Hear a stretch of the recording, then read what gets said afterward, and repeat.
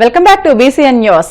రాష్ట్రంలోని కూటమి ప్రభుత్వం నామినేటెడ్ పోస్టుల భర్తీలో వాడ బలిజ కులస్తులకు అధిక ప్రాధాన్యత ఇవ్వాలని Andhra Pradesh fishing boat operators association అధ్యక్షుడు మైలపల్లి లక్ష్మణరావు పేర్కొన్నారు.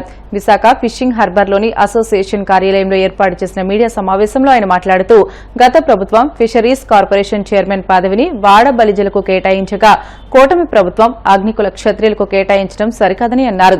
మత్స్యకారుల్లో 14 ఉపకులాలు ఉన్నాయని, తూర్పుగోదావరి, ఉత్తరాంధ్ర జిల్లాలో వాడ బలిజలు 31% మంది ఉన్నారని, జనాభా ప్రాతిపాదికన చూసినట్లయితే నామినేటెడ్ పోస్టుల భర్తీలో సముచిత ప్రాధాన్యత కల్పించాల్సిన ఆవశ్యకత ఎంతైనా ఉందని అన్నారు. అన్ని రంగాల్లోనూ వెనుకబడ్డ వాడ బలిజలను గుర్తించి అన్నింటా ప్రాధాన్యత ఇవ్వాలని కోరారు. ఈ సమావేశానికి మీ అందరినీ ముఖ్యంగా పిలవడానికి కారణం ఏంటంటే ప్రస్తుతం మరి మత్స్యకారులు వాడబాధ్యులుగా రాష్ట్రంలో ఉన్నటువంటి కులానికి నామినేటెడ్ పదవుల్లో జరుగుతున్న అన్యాయం మీద మరి తెలియజేయడం కోసం మీ అందరినీ పిలవడం జరిగినది. మరి ఉత్తరాంధ్రకి మరి పెద్ద దిక్కైన ఫిషింగ్ హార్బర్లో అందరూ కూడా ఇక్కడ జీవనోపాధి సాగిస్తూ ఉన్నారు. అందులో భాగంగా ఉత్తరాంధ్ర అభివృద్ధిలో అన్ని విధాలుగా కూడా వెనకబడి ఉన్నది.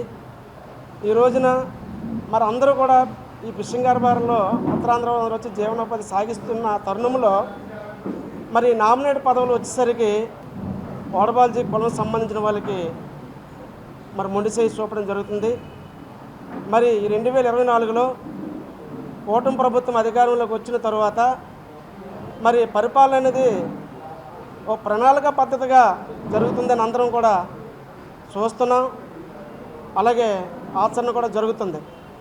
అందులో భాగంగా మరి నామినేట్ పదవులు వచ్చేసరికి ఈ మత్స్యకారులకి ఇంటికి అన్యాయం జరుగుతుందనేది ఒకసారి మన కూటమి ప్రభుత్వంకి ఎరుకుండాలని ఈ సమావేశం ఏర్పాటు చేయడం జరిగినది.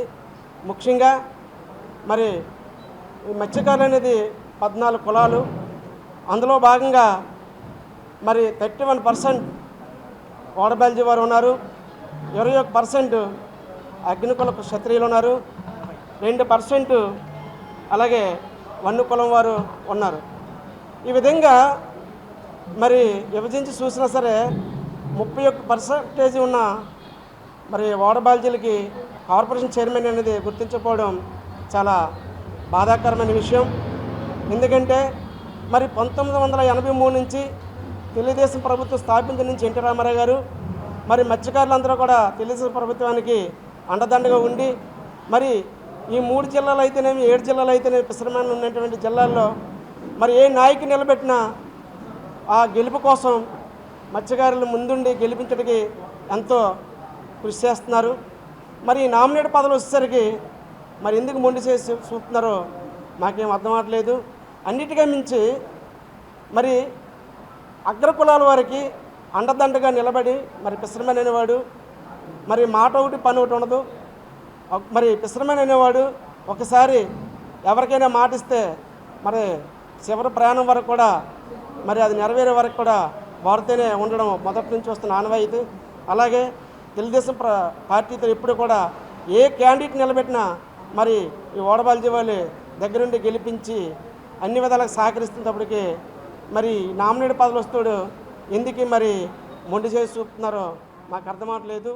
కలియుగ ప్రత్యక్ష దైవం తిరుమల శ్రీ వెంకటేశ్వర స్వామివారిని ప్రముఖ సినీ నటుడు నందు దర్శించుకున్నారు. వీఐపీ విరామ సమయంలో స్వామివారి సేవలో పాల్గొని మొక్కులు చెల్లించుకున్నారు. దర్శనానంతరం ఆయనకు రంగనాయకుల మండపంలో వేద పండితులు వేద ఆశీర్వచనం అందించగా ఆలయ అధికారులు స్వామివారి తీర్థ ప్రసాదాలు అందజేసి పట్టు వస్త్రంతో సత్కరించారు. తెలంగాణ రాష్ట్రంలో విస్తారంగా వర్షాలు కురుస్తున్నాయి. ములుగు, వరంగల్, హన్మకొండ, జయశంకర్, జనగామ జిల్లాలో కుండపోత వర్షాలు నమోదయ్యాయి. ములుగు జిల్లాలో బోగత జలపాతం వద్ద వరద ఉధృతి పెరగడంతో అధికారులు పర్యాటక ప్రవేశంపై నిషేధం విధించారు. భారీగా వరద వస్తున్న నేపథ్యంలో ముందస్తు జాగ్రత్త చర్యలో భాగంగా పర్యాటకులను అనుమతించడం లేదని ప్రకటన విడుదల చేశారు.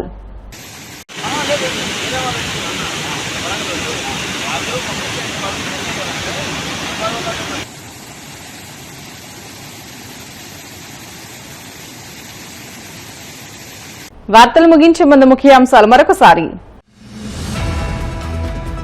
కోమటిగుంట గ్రామాన్ని ఆదర్శంగా తీసుకుని మిగతా గ్రామాలను కూడా అభివృద్ది చేయాలి.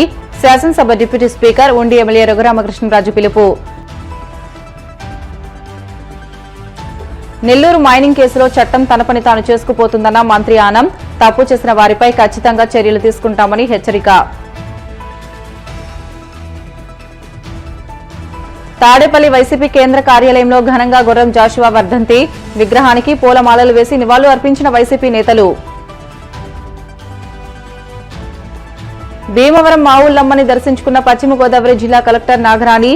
ఆలయ మర్యాదలతో స్వాగతం పలికిన అధికారులు.